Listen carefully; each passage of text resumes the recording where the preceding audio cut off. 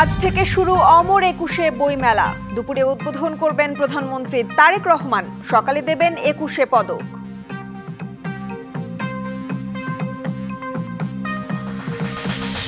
রাজধানীর মোহাম্মদপুর বেড়িবাঁধ এলাকায় আবারও বেপরোয়া চাঁদাবাজ সন্ত্রাসীরা। কিলার বাদলের ইশারায় ঘটছে একের পর এক কাণ্ড।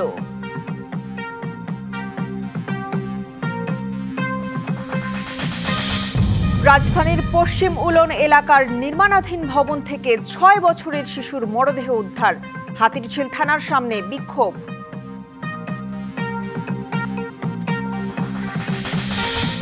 বিশেষ টোকেনে কিশোরগঞ্জ ভৈরব আঞ্চলিক সড়কে মাসোহারা আদায় করছে হাইওয়ে পুলিশ। চালকদের অভিযোগ, চুক্তিতে রাজি না হলেই দেয়া হচ্ছে মামলা।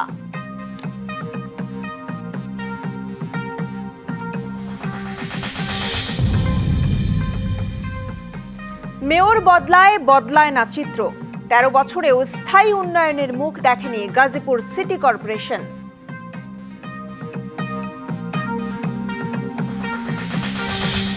এবং বিএনপিতে এবার তোড়জোড় সংসদে সংরক্ষিত নারী আসন নিয়ে। যোগ্যতার পাশাপাশি ত্যাগ ও অভিজ্ঞতাকে প্রাধান্য দেবে দলটি।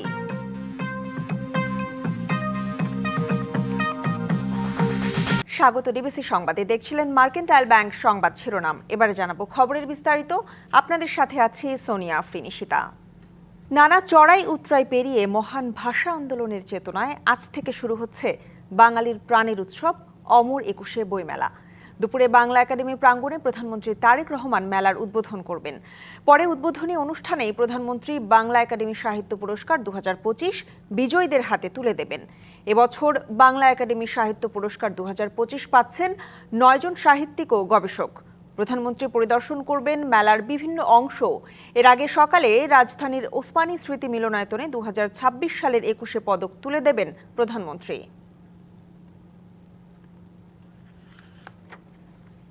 রাজধানীর মোহাম্মদপুর বেড়িবাঁধ এলাকায় আবারও বেপরোয়া চাঁদাবাজ সন্ত্রাসীরা। কিলার বাদলের ইশারায় চলা এ চক্রটি মোহাম্মদপুরের কয়েকটি পয়েন্ট থেকে মাদক কারবার ও চাঁদাবাজিতে মাসে তোলে কোটি টাকারও বেশি। মাদক ব্যবসা ও চাঁদাবাজি বন্ধে পুলিশ সতর্ক অবস্থানের দাবি করলেও মাঠের চিত্র একেবারেই ভিন্ন। প্রায় এ চক্রের হাতে নাজেহাল হচ্ছে মানুষ, খাচ্ছে বেদম মারও।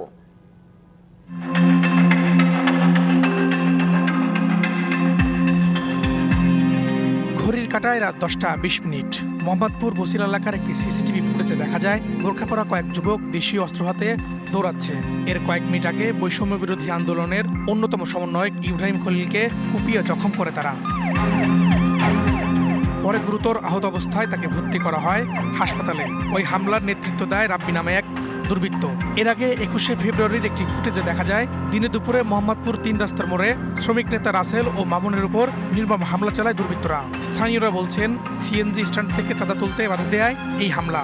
আপনি ওখানে কিছু করতে হলে ওনার নিয়ন্ত্রণ ছাড়া করতে পারবে না কেউ। একটা বিল্ডিং নিতে গেলেও তার নিয়ন্ত্রণ লাগবে, চাঁদা দিতে হবে। পুলিশ কি করবে? পুলিশের তো ওই পর্যন্ত লাগর পায় না এরা। তারা আরও জানান দূর থেকে এসব হামলার নেতৃত্ব দেয় কিলার বাদল, যা ডানহাত মোল্লা কাউসার ও গ্যারেজ সোহেল। মোহাম্মদপুর এলাকার বিভিন্ন দোকানপাট ও স্ট্যান্ড থেকে চাঁদা তোলাই তাদের পেশা। মোল্লা কাউসার, কিলার বাদল, মোল্লা রুবেল, শাহজাহান, ফারুক ওরফে কাইলা ফারুক, রাজীব আর হলো গ্যারেজ সোহেল, এই এক নিয়ন্ত্রণেই এরা চলে। গেল 19 ফেব্রুয়ারি গ্যাস সিলিন্ডারের দোকানে চাঁদা দাবি করা কালা ফারুকও এই গ্রুপের সদস্য। কয়েকটি গ্রুপের আমরা নাম পেয়েছি, তো একটি নাম আমাদের কাছে বেশি আসছে, সেটা জাওরা রাব্বি। জাওরা রাব্বির ওপরে কারা রয়েছে, তার হ্যান্ডস কারা রয়েছে, আমরা সবাইকে আইনের আওতায় আনার জন্য চেষ্টা করে যাচ্ছি। চেষ্টা করছি এরকম ঘটনা যেন না ঘটে। তারপরও বিচ্ছিন্নভাবে দু একটি ঘটনা ঘটে যাচ্ছে। তবে আমরা আপনাদের বলে রাখছি যে যারাই ঘটনা ঘটাক তাদেরকে আমরা আইনের আওতায় আনবো। ক্ষমতাধরদের ছত্রছায় মোহাম্মদপুর সহ রাজধানীর বিভিন্ন পয়েন্টে দাবড়ে বেড়াচ্ছে এই চাঁদাবাজরা। Farhaduzzaman, DBC news, Dhaka. রাতভর রাজধানীর মোহাম্মদপুর ও আদাবর এলাকায় অভিযান চালিয়েছে পুলিশ। এ সময় নানা অভিযোগে ১০০ জনকে আটক করে সংশ্লিষ্ট থানায় নেওয়া হয়েছে। মোহাম্মদপুর জোনের ডিসি, এসি ও সংশ্লিষ্ট থানার ওসির সহযোগিতায় অভিযানটি পরিচালনায় নেতৃত্ব দেন তেজগাঁও জোনের ডিসি। আইনশৃঙ্খলা রক্ষা, অপরাধ দমন এবং জননিরাপত্তা নিশ্চিত করতে পুলিশের এ ধরনের অভিযান অব্যাহত থাকবে বলে জানিয়েছেন তারা।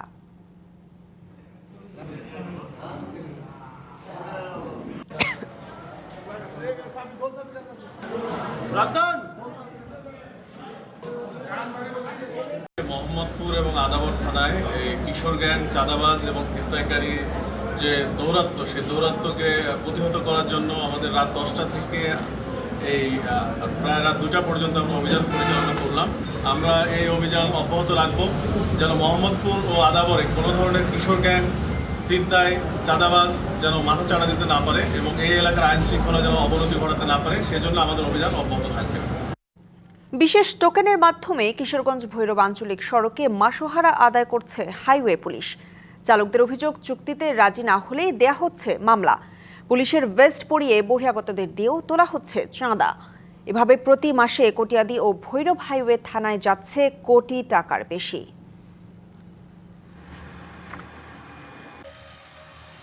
এটি কিশোরগঞ্জ ভৈরব আঞ্চলিক মহাসড়ক। বাস, ট্রাক, সিএনজি অটোরিকশা সহ প্রতিদিন হাজার হাজার যানবাহন চলাচল করে এই রাস্তায়। গুরুত্বপূর্ণ এই সড়কে আইনশৃঙ্খলা রক্ষার দায়িত্বে কটিয়াদি ও ভৈরব হাইওয়ে পুলিশ। কিন্তু সুরক্ষা দেওয়ার পরিবর্তে খোদ পুলিশের বিরুদ্ধেই উঠেছে বিশেষ টোকেনের মাধ্যমে চাঁদা আদায়ের অভিযোগ। গাড়ি চালকরা বলছেন, মাছ, পাখি কিংবা বটগাছের প্রতীকযুক্ত টোকেন সংগ্রহ করলেই মাস জুড়ে আর কোনো ঝামেলা পোহাতে হয় না। গাড়ির ধরনের উপর নির্ধারণ করা হয়েছে মাসোহারার পরিমাণ। সিএনজি অটোরিকশায় 500, পিকআপ ভ্যানসহ অন্যান্য পরিবহনের জন্য 1000 টাকা। এই হিসেবে 2 থানা থেকে প্রতি মাসে চাঁদা তোলা হয় কোটি টাকার বেশি। 2টা কার্ডে 1000 টাকা, ঠিক আছে? এটা 500, এটা 500, তাইলে আপনার বরফুল পর্যন্ত আসতে পারবেন। এর ভিতরে গাড়ির কাগজ না থাকলে আপনারা পুলিশে ধরবো না। কার্ডগুলো তো মূলত দেয় আপনার পুলিশের। প্রতিটি স্ট্যান্ডে একটা করে লুক আছে এগুলা বিক্রি করার মতো। তবে পুলিশের সাথে মাসোহারা না করলে কাগজপত্র ঠিক থাকলেও পোহাতে হয় মামলা সহ নানা হয়রানি। সড়কের বিভিন্ন পয়েন্টে চেকপোস্ট বসিয়ে নিয়মিত টাকা আদায়ের কথাও জানান চালকরা। মাঝে না দিলে গাড়ি মামলা দেওয়া যায়, গাড়ি ডাম্পিং এ দেওয়া যায়। কোটিয়াদির করলে আমরা 500 টাকা দিতে হয়, ভৈরব করলে 500 টাকা। অভিযোগ আছে, হাইওয়ে পুলিশের পরিদর্শক মারগুপ তৌহিদ মাসোহারা আদায়ের জন্য তার ভাগ্নে নাইম হাসানকে নিয়োগ দিয়েছেন। তার বিরুদ্ধে চালকদের মারধরের অভিযোগও রয়েছে। নাইম এটা কিনেছি আমার মাইদুরটা করছে, নাইমে ওসির বাইক না আমরা মাইদুর করছি। বাইক না গাড়ির মানজি করে টিয়া পয়সা হইল লইয়া হ্যাঁ মামুরতে যে তা টানাত খাওয়ার টানাত ডিউটি লগে পুলিশের লগে লগে। পুলিশ না হয়েও নাইমকে পুলিশের ভেস্ট পরা অবস্থায় পাওয়া যায় হাইওয়ে চেকপোস্টে। তবে স্বেচ্ছাসেবক দাবি করছেন পুলিশ পরিদর্শক মারগুপ তৌহিদ। স্যারের সাথে কথা বলেন, স্যার কথা বলেন। আপনি পরি বলতেছেন কেন? আমাদের দুই একটা স্বেচ্ছাসেবী, আমরা অনেক সময় গাড়ি সিগন্যাল দেওয়ার কাজে করি, ঠিক আছে? আপনাদের এটাই হচ্ছে ভাগনাকে, আপনার ভাগনাকে আপনি স্বেচ্ছাসেবী হিসেবে নিয়োগ দিচ্ছেন? না না, আমার আপন ভাগনাকে এই গাড়ি ঘুরাও। টোকেন পদ্ধতিতে আনফিট ও অবৈধ যানবাহন চলাচলের সুযোগ পাওয়ায় সড়ক হয়ে উঠেছে অনিরাপদ। তাদের কাজ তো সড়কে নিরাপদ রাখা, মানুষ যাতে স্বচ্ছন্দে চলাফেরা করতে পারে সেই ব্যবস্থা করা। এটা না করে তারা যদি অনৈতিক উপার্জনের দিকে নজর করে, তাহলে তো সড়ক দুর্ঘটনা অব্যবস্থাপনার সৃষ্টি হবে, সড়ক দুর্ঘটনা বৃদ্ধি পাবে এবং সাধারণ মানুষ ক্ষতিগ্রস্ত হবে। হাইওয়ে পুলিশ বলছে, যে কোনো অনিয়মের বিষয়ে ব্যবস্থা নেওয়া হবে। হাইওয়েতে আমরা একেবারে জিরো টলারেন্স যেহেতু থাকি, কোন রকম করাপশন নজরে আসলে সেটা আমরা সর্বোচ্চ ব্যবস্থা নেই। স্টিকার বলেন বা এই যে এগুলা থেকে আমরা তো বহু দূরে চলে আসছি, এটাই আমরা জানি। তারপরে যদি কেউ আবার চালু করার চেষ্টা করে, আমরা শক্তমত ব্যবস্থা নেব। গাড়ি চালক ও সচেতন নাগরিকরা বলছেন, সড়কে শৃঙ্খলা ফেরাতে টোকেন বাণিজ্য সহ হাইওয়ে পুলিশের সব ধরনের দুর্নীতি বন্ধ করতে কঠোর পদক্ষেপ নিতে হবে। DBC news desk. মেয়র বদলায়, কিন্তু বদলায় না নগরবাসীর ভাগ্য। 13 বছরেও স্থায়ী উন্নয়নের মুখ দেখেনি গাজীপুর সিটি কর্পোরেশন। নতুন প্রশাসক দায়িত্ব নেয়ার পর প্রশ্ন, এবার কি বদলাবে নগরীর চিত্র? যদিও দীর্ঘ প্রতীক্ষার পর নতুন প্রশাসক নিয়োগে উজ্জীবিত নগরবাসী। নাগরিক সুবিধার পাশাপাশি তারা চান পরিকল্পিত নগরী। 2013 সালে গঠিত হয় গাজীপুর সিটি কর্পোরেশন। এরপর সময় পেরিয়েছে 1 দশকের বেশি, কিন্তু প্রতিষ্ঠার পর থেকে এখন পর্যন্ত কোনো মেয়রই পূর্ণ মেয়াদ শেষ করতে পারেননি। ফলে উন্নয়ন কার্যক্রমে স্থবিরতা, পরিকল্পনার ধারাবাহিকতায় ঘাটতি, সব মিলিয়ে হতাশ নগরবাসী। ডাম্পিং স্টেশনের অভাবে যত্রতত্র ময়লা ফেলায় এটি পরিণত হয়েছে আবর্জনার নাগরীতে। সামান্য বৃষ্টিতেই তৈরি হয় জলাবদ্ধতা। দীর্ঘ প্রতীক্ষা শেষে নতুন প্রশাসক নিয়োগে আশাবাদী নগরবাসী। চান বিভিন্ন সমস্যার সমাধান। সিটি কর্পোরেশনের যে সেবা আসলে মানুষের নাগরিক হিসেবে পাওয়ার কথা, সেটা কখনোই পরিপূর্ণভাবে কোনো একজন নাগরিক পায় নাই। রেলগেট থেকে এসপি অফিস পর্যন্ত রাস্তার দুই পাশে ভ্যান যারা দখল করে রাখছে, ভ্যান দিয়ে এখানে বাজার বসিয়ে রাখছে, তাদের জন্য আসলে চলাচল করাটা সব থেকে বেশি কষ্টকর। আমাদের সিটি কর্পোরেশনটাকে যেন পরিকল্পিতভাবে ধরেন যেই সেবাগুলো আছে এগুলো পরিকল্পিতভাবে যেন বাস্তবায়ন করে। তবে মহানগর জামায়াতে ইসলামের আমির বলছেন, নির্বাচন ছাড়া জনপ্রতিনিধি নিয়োগে থাকছে জবাবদিহিতার অভাব। তাই আগামীতে উন্নয়ন কর্মকাণ্ড নিয়ে সন্দেহ রয়েছে তার। নির্বাচিত প্রতিনিধিরা জনগণের কাছে জবাবদিহিতা থাকে, আর নির্বাচিত প্রতিনিধি না হলে জনগণের কাছে কোনো জবাবদিহিতা থাকে না। সুতরাং যেখানে জবাবদিহিতা থাকে না সেখানে কতটা হবে সেটা আমরা এই বিষয়ে কতটা আশা করতে পারি। আমরা দায়িত্ব নেয়ার পর 180 দিনের মধ্যে নানা সমস্যা সমাধানের আশ্বাস নতুন প্রশাসকের। জনাব তারেক রহমানের নির্দেশক্রমে আমরা 180 দিনের একটি পরিকল্পনা গ্রহণ করেছি। উনি যে বিষয়গুলোর প্রতি গুরুত্ব আরোপ করেছেন সেগুলোকে আমরা গুরুত্ব দিয়ে আমরা সেই পরিকল্পনার মধ্যে রেখেছি। নগরবাসীর চাওয়া নতুন প্রশাসকের এসব পরিকল্পনা ও প্রতিশ্রুতি দ্রুত বাস্তবায়ন হোক। Mahmuda Sikder, DBC news, Gazipur. জাতীয় নির্বাচনের পর এবার নজর সংসদে সংরক্ষিত নারী আসনের দিকে। সংখ্যাগরিষ্ঠ বিবেচনায় বেশি আসনের ভাগীদার বিএনপি। সঙ্গত কারণেই দলে এ নিয়ে চলছে বেশ তৎপরতা। শুরু হয়েছে আগ্রহীদের দৌড়ঝাঁপ। যোগ্যতার পাশাপাশি রাজনৈতিক ত্যাগ ও অভিজ্ঞতা বিবেচনায় প্রার্থী চূড়ান্ত করা হবে বলছে বিএনপি। আর বিশেষজ্ঞদের কারো কারো মত, সিলেকশন নয়, জনসমর্থনের ভিত্তিতেই নারী এমপি হওয়া উচিত।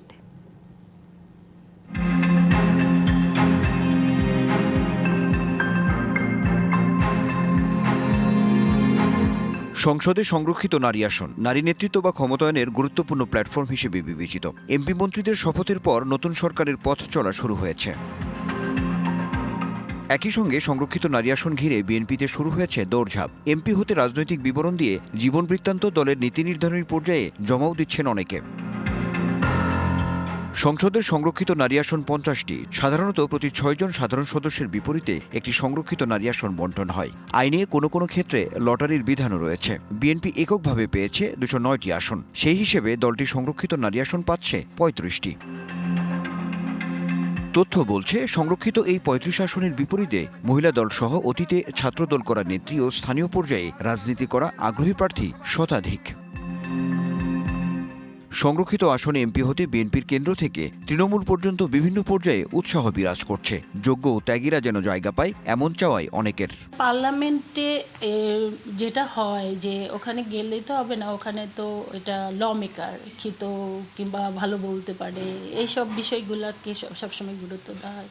সেই দিক থেকে আমরা বিশ্বাস করি যে এই জায়গাগুলো মূল্যায়ন করা হলে তো আমাদের নামগুলো সবার আগেই থাকবে। যেভাবেই তারা সিলেকশন করুক না কেন, আন্দোলন সংগ্রামকে অবশ্যই প্রাধান্য দিবেন এবং আন্দোলন সংগ্রামকে যদি গুরুত্ব দেন তাহলে আমি অবশ্যই সেখানে তারা আমাকে সিলেকশন করবেন, এটা আমি আশাবাদী।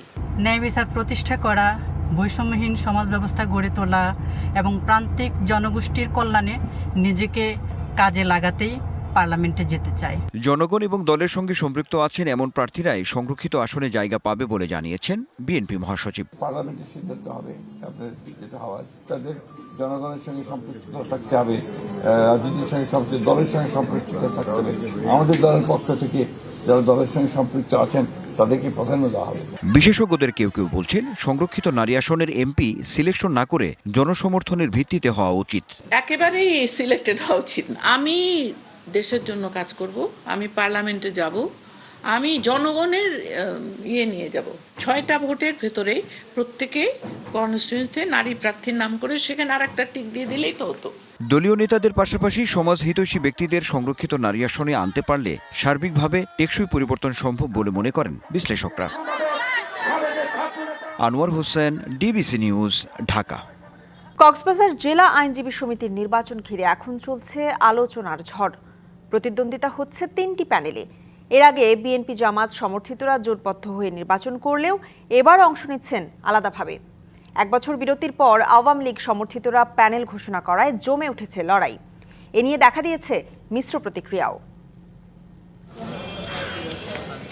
আইনজীবী সমিতির এবারের নির্বাচনে মোট ভোটার 943 জন। প্রতিষ্ঠা লগ্ন থেকে বাম ও ডানপন্থী প্যানেলে বিভক্ত হয়ে নির্বাচনী লড়াইয়ের রীতি ছিল।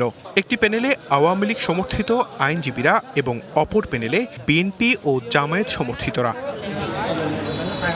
দেশের পট পরিবর্তনের পর সবশেষ নির্বাচনে অংশ নিতে পারেনি আওয়ামীপন্থীরা। তবে 28 ফেব্রুয়ারি অনুষ্ঠিতব্য নির্বাচনে এবার 3টি প্যানেলে বিভক্ত হয়ে নির্বাচনে অংশ নিচ্ছেন আইনজীবীরা।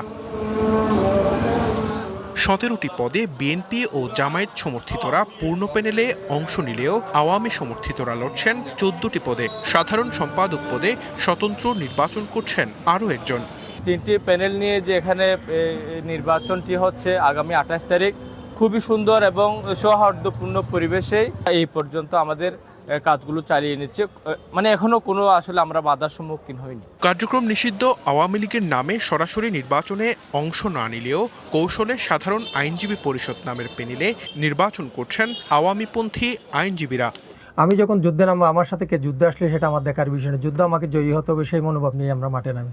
সেটা আওয়ামী লীগের আসুক, জামাত আসুক বা অন্য যে কেউ আসুক না কেন, আমরা আশা করতেছি আমরা ভোটারদের সমর্থন পাবো। আওয়ামী লীগের রাজনীতি নিষিদ্ধ বা স্টে আছে রাজনৈতিক কার্যক্রম, এটা তো আওয়ামী নাম দিয়ে তারা করছে না, তারা করছে সাধারণ আইনজীবীর প্রতিনিধি হিসেবে। সেখানে আইনগত দিকে তাদেরকে সরাসরি ধরার কোনো সুযোগ নাই।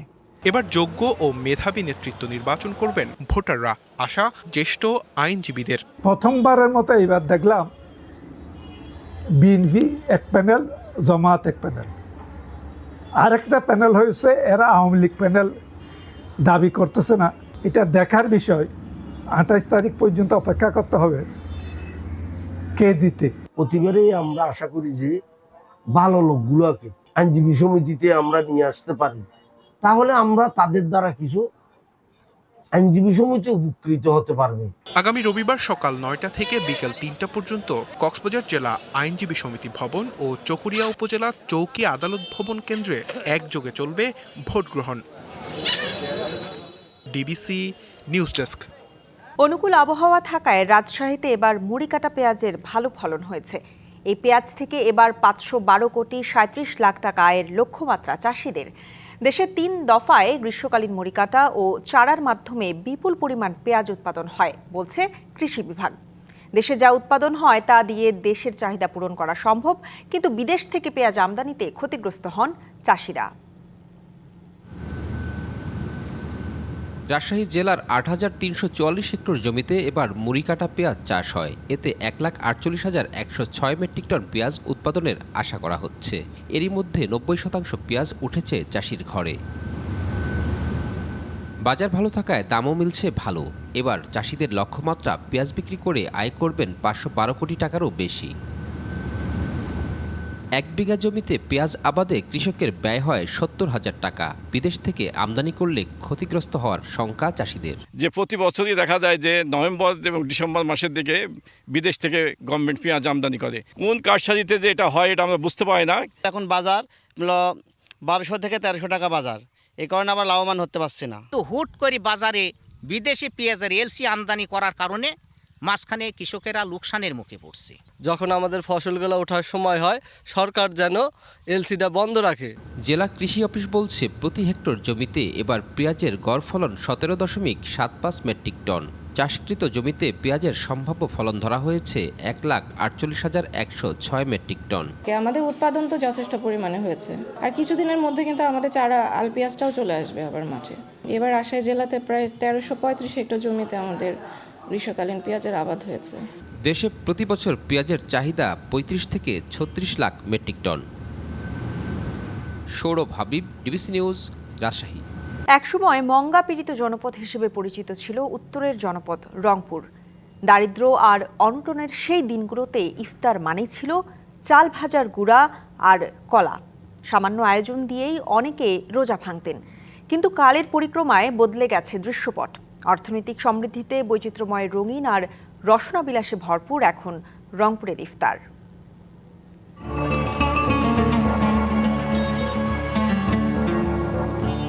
বিকেলের পড়ন্ত রোদ, রংপুর শহরের অলিগলি আর প্রধান সড়কে সারি সারি দোকানে সাজানো ইফতারের পসরা। কড়াইয়ে টকবক করে ফুটছে তেল, ধোঁয়া উঠছে গরম গরম হালিমের হাঁড়ি থেকে।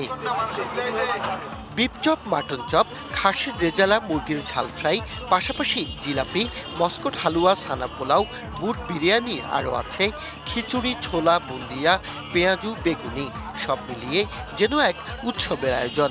তবে মধু হালিম, শাহী জিলাপি আর শিক কাবাবের চাহিদা বেশি, ক্রেতাদের ভিড়ও উপচে পড়া। অন্যান্য রমজান মাসের মতো এবারও মোবন হোটেল অ্যান্ড রেস্টুরেন্ট ভালো বিক্রি করতেছে এবং আমাদের এখানে পার্সন টু পার্সন তো বিক্রি হচ্ছেই, প্লাস যে রাজনৈতিক এবং ব্যক্তিগত যে প্রোগ্রামগুলোর যে অর্ডারগুলো 200-300 প্যাকেট আমাদের প্রতিদিনই সরবরাহ হয়। সব থেকে বেশি আইটেম নিয়ে ব্যবসা করি এবং আমাদের কাস্টমার অনেক বেশি। এবারও আমরা ব্যতিক্রম ধর্মী আইটেম নিয়ে আসছি।